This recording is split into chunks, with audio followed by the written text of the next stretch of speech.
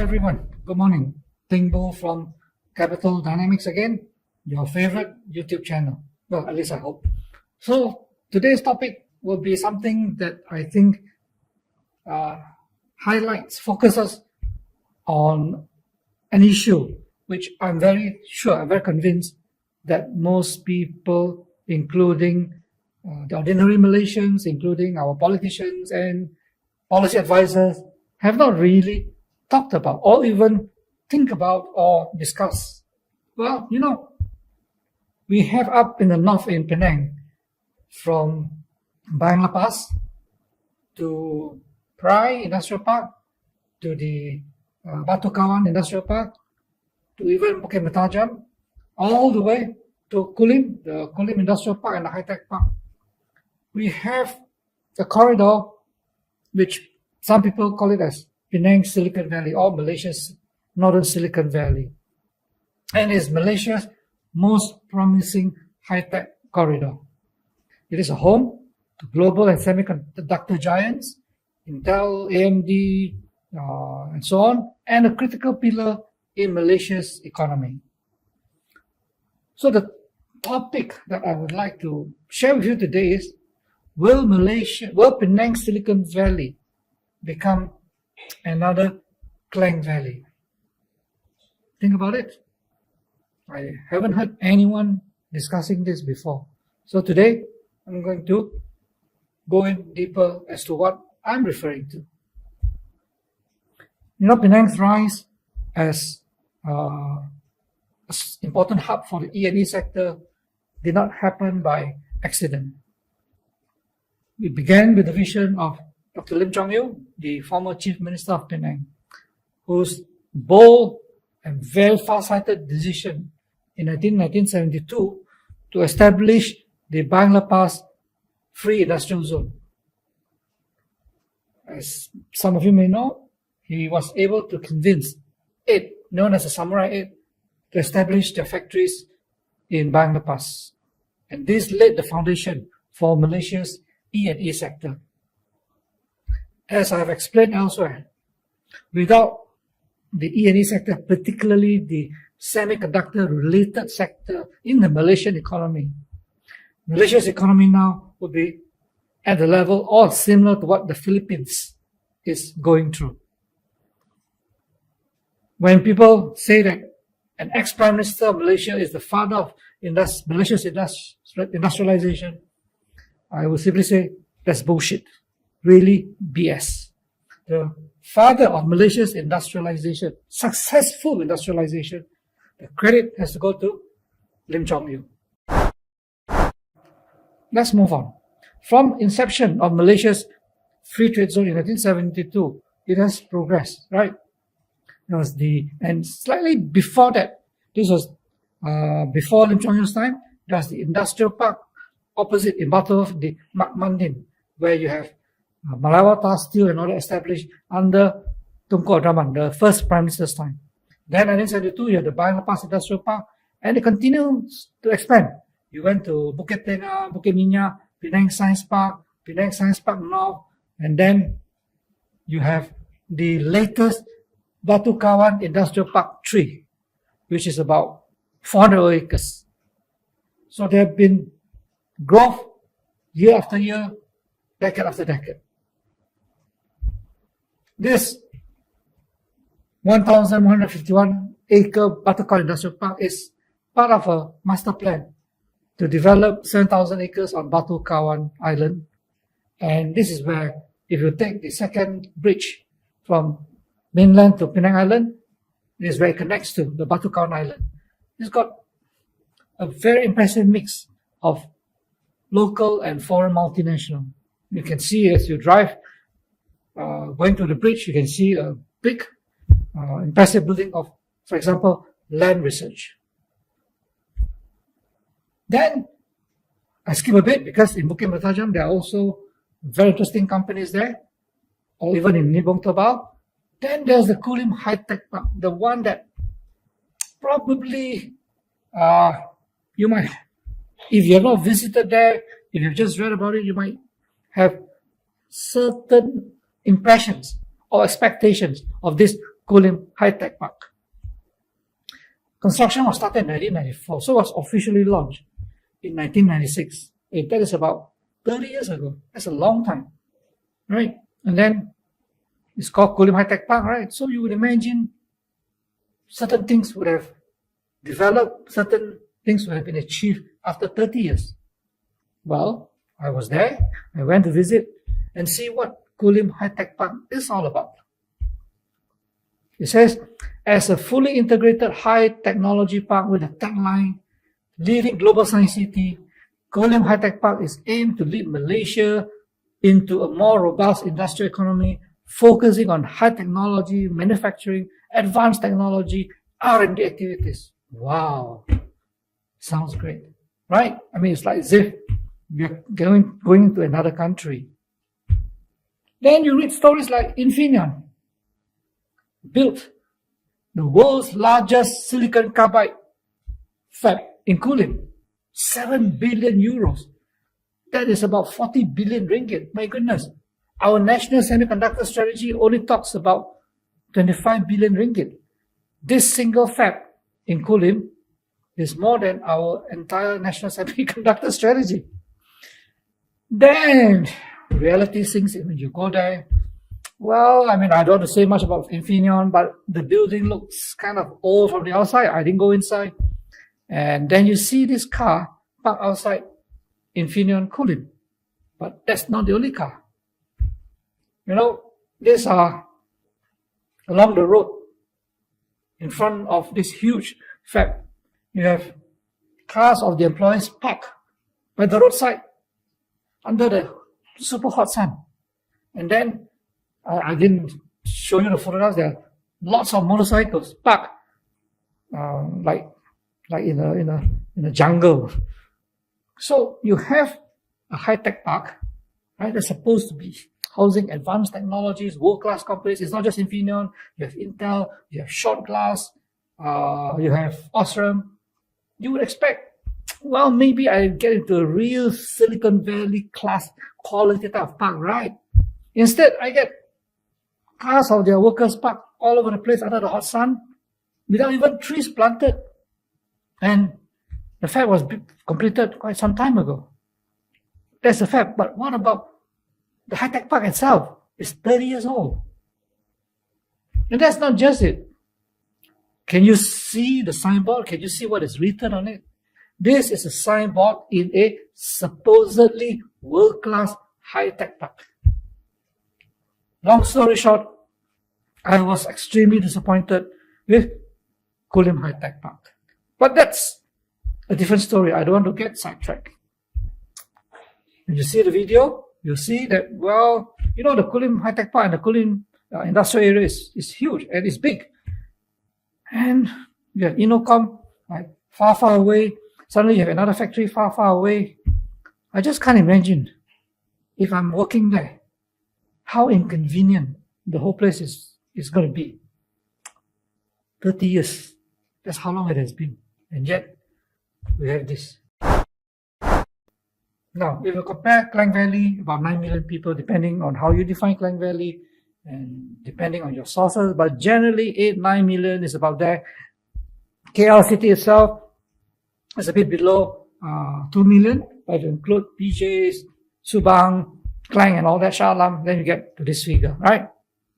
Then, on Penang side, Georgetown, Bangladesh, some of the figures that we got are from official statistics department. Some of them we can't. So we get from sources which we think are as reliable as possible. Nevertheless, you can see, right? Bukit Mertajam, I mean, that probably is only the town. If you include the surrounding areas of Bukit Mertajam, you're heading into figures of about 250, 300,000.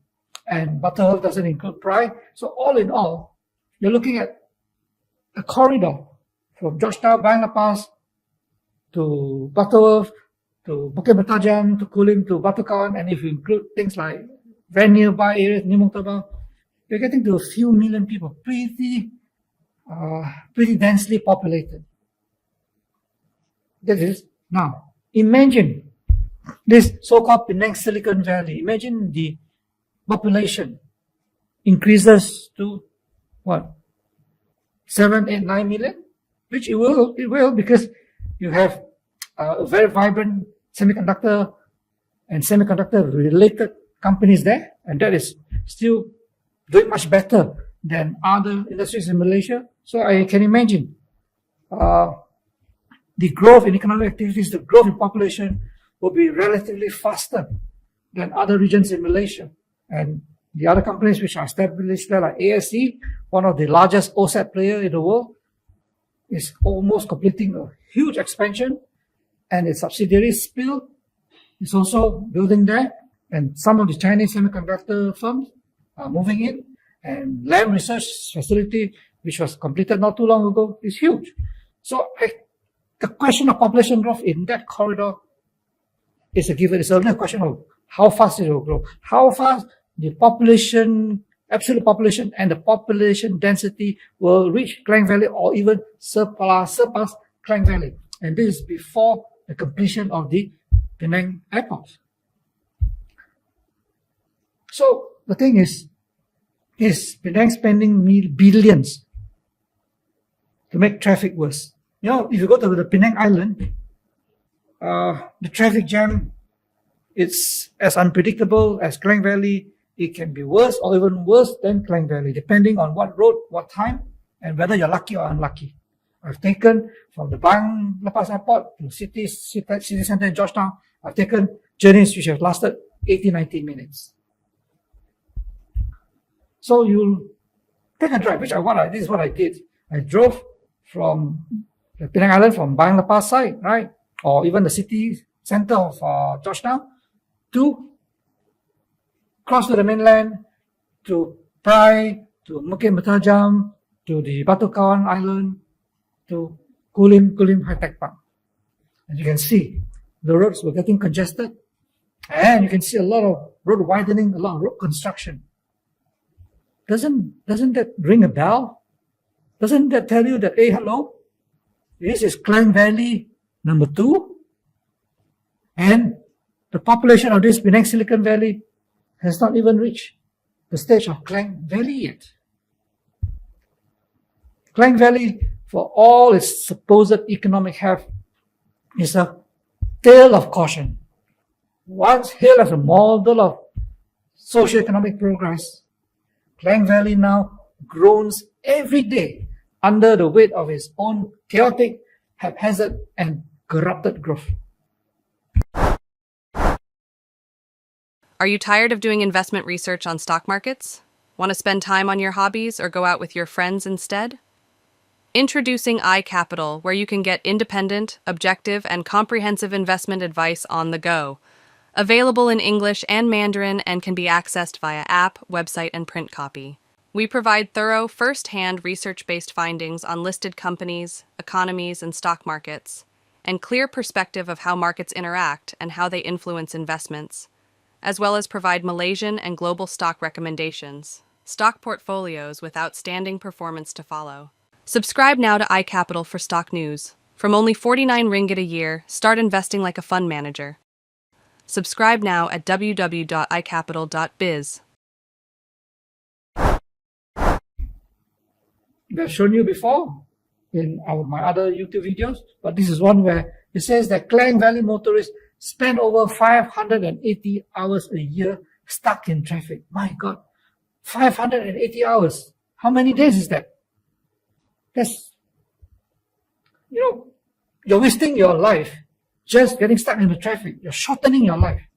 This is Klang Valley. So, the urban planners, the state government in Penang, Kedah, and our central government, are they looking ahead? Are they thinking about what Penang Silicon Valley might become? A nightmare. This is a World Bank report which we have featured before, that traffic congestion in KL, Malaysia, this is just KL, can lead to an annual income losses of up to 20 billion ringgit. This is equivalent to a loss of 1% to 1.8% to Malaysia's GDP due to traffic delays. This was in 2024, that was 11 years ago. If you look at the Greater KL in totality, the total cost of traffic congestion was estimated by the World Bank to be between 1.1 and 2.2% of GDP. We talk about our policymakers, our politicians talk about raising revenue for our national economy. Here we have right in front of us where our revenue loss is going. This is Greater KL. What about Penang Silicon Valley? So my question is this: will the Silicon Valley in North Malaysia repeat the same stupid, careless, unnecessary mistakes of the Klang Valley? This is the map to show you from KL, KLCC, to PJ, to Subang, to Shalam, to Klang, to Parkland. It's not a very long stretch, yeah? And it depends on weather condition, whether you got heavy rain or no rain, what hour it is, whether you're lucky or not lucky, your traffic jam, your track congestion can vary tremendously. Despite the fact that the Klang Valley must certainly have the most highways and expressways constructed anywhere compared to any cities in the world. There's so many, some areas of the Klang Valley, because of the constructions of the flyover, and the flyover, it looks like a concrete jungle. It's haphazard. It's definitely haphazard. It's just a question of how much corruption was involved in it. So, despite all that billions spent into building this wasteful flyovers, wasteful expressways, we still get one of the worst traffic jams you can find anywhere in the world. This is Klang Valley. Now, 2024. This is the Penang Silicon Valley I'm talking about. On the left, you can see the red kind of dot there. That is Bang Lepas.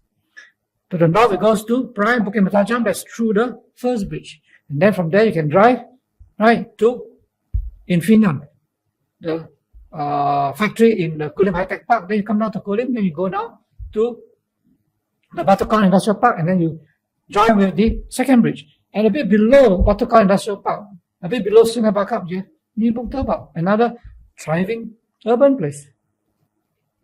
Now, as I mentioned to you, the experience of people living there, they're really complaining about traffic jams.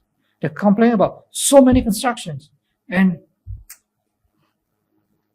the whole place doesn't look like a world-class silicon corridor.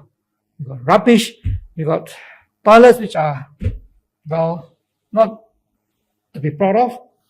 So why are we repeating the same mistake that we made with Klang Valley? Penang has got this Mutiara LRT project that's kicking off. It's supposed to be completed in 2031. So hasn't the Penang government learned that you, after so many decades of delay, is now trying to get one single LRT project off? Can you spend a bit of time studying and looking into the next traffic congestion that's happening right in front of your eyes across from Penang Island to the mainland part, to Kulim? The mindset in Klang Valley is build first, manage later. Well, actually it's build first, right? And then build more and more and more and more. Because as you build more and more and more and more, you have more and more opportunities for makan duit. So this is a recipe for dysfunction. If our governments repeat this film model, the transformation of the so-called Penang Silicon Valley into a northern tech hub will be undermined by gridlock, housing strain, social backlash, and unhappy Malaysian citizens. To avoid becoming the next Klang Valley, the state government of Penang, state government of Kedah, and the federal government must act as a unified bloc to serve public and national interests. I fervently believe that the Penang and Kedah state governments, along with Malaysia's federal government, should plan, collaborate, and build something that future Malaysian generations will be able to look back with pride, not with regret, not with the question, why did we not learn from the mistakes of the Klang Valley? I hope you like what I shared with you today. And please think about it. Penang Semiconductor Belt is Malaysia's best shot at building a world-class, future-ready economy and society. But growth without governance is a trap. The Klang Valley has already paid the price with lost hours, productivity, and bad quality of life. The time for us and our state and federal government to choose is now. Now. Yesterday is gone. It cannot be tomorrow. If Penang truly wants to be the Silicon Valley of Asia, it must plan with the wisdom of hindsight, not the complacency of inevitability. This means committing to affordable, efficient public transport first, highways, flyovers later. It also means preserving and expanding public parks, plant more trees, green corridors across the industrial belt, breathing spaces that will anchor livability amidst growth, ensuring top talent is lured by the quality of life and not just mere jobs. I hope our politicians and policymakers listen to this YouTube channel. If they have not, can you please help them? Share this YouTube video with them. Share it with them. And of course, please like it. And if you can, subscribe to Capital Dynamics YouTube channel. The only YouTube channel where you can get comments on issues, suggestions on policies that can help make the country, the global community, a better one. I hope with that you enjoy it and have a good weekend ahead. Bye-bye.